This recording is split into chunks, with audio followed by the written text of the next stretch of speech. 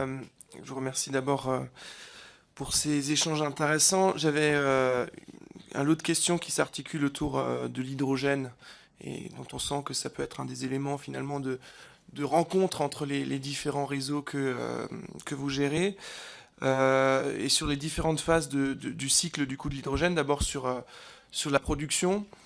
On s'inscrit aujourd'hui dans une logique de soutien sur laquelle on se questionne, mais sur l'hydrogène vert qu'on voit comme un outil de stockage d'électricité. Il y a une part grise que certains dans les spécialistes appellent l'hydrogène gris plutôt, issu de process industriels, de l'hydrogène fatal dans ces process industriels, dont on peine à accepter l'idée que cela aussi pourrait être valorisé. Et ils sont pourtant pas moins verts que d'autres hydrogènes issus d'une électrolyse anticipée dans le cadre de la gestion d'une pointe de production d'électricité. Je pense par exemple à une entreprise de ma circonscription qui produit de l'hydrogène fatal par électrolyse de l'eau. Parce qu'il s'avère que le process industriel fait qu'il y a une électrolyse. Mais on n'arrive pas à faire reconnaître cette électrolyse-là, qui est pourtant techniquement et d'un point de vue environnemental exactement la même électrolyse que celle qui aurait lieu dans une usine spécialisée de l'électrolyse, comme un hydrogène vert. Donc on n'arrive pas à mettre en place les contraintes, enfin les règles qui suivent sur la valorisation de ce produit.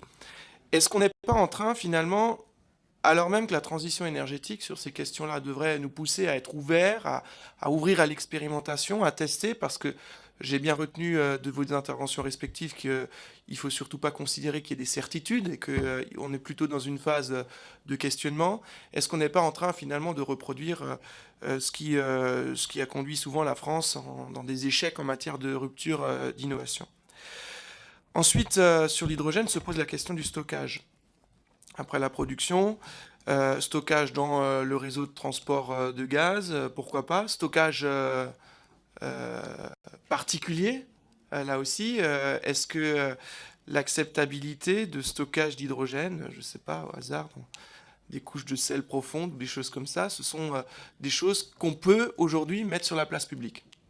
C'est la question que je me pose. Est-ce qu'on est prêt à porter ce genre de débat?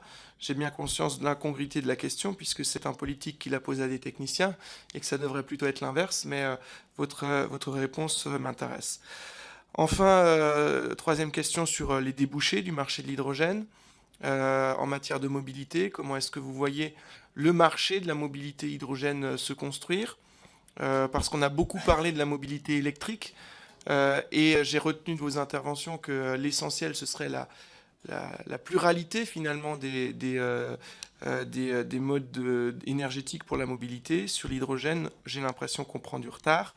Et enfin, est-ce qu'on n'est pas en train, et ça répond un petit peu à la dernière question sur les réseaux de chaleur par rapport à la cogénération, est-ce qu'on n'est pas par dogme en train de se priver d'unités de production d'électricité au gaz, parce qu'on considère que le gaz n'est pas suffisamment vert, alors même qu'on peut verdir le gaz et qu'on pourrait par là même anticiper aujourd'hui des cycles plus vertueux dans la production d'électricité ou d'autres chaleurs à base de gaz qui auraient été verdis.